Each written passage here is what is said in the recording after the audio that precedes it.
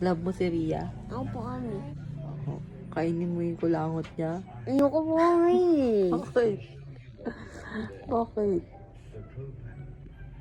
Kulangot.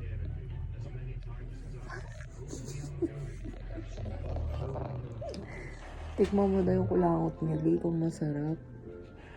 Lee.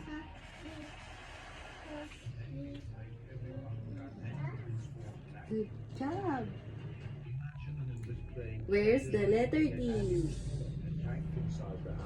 Where's the letter D?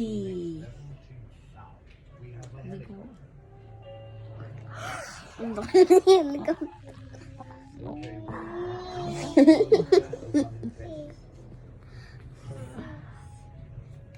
Ang galing naman yung baby ko.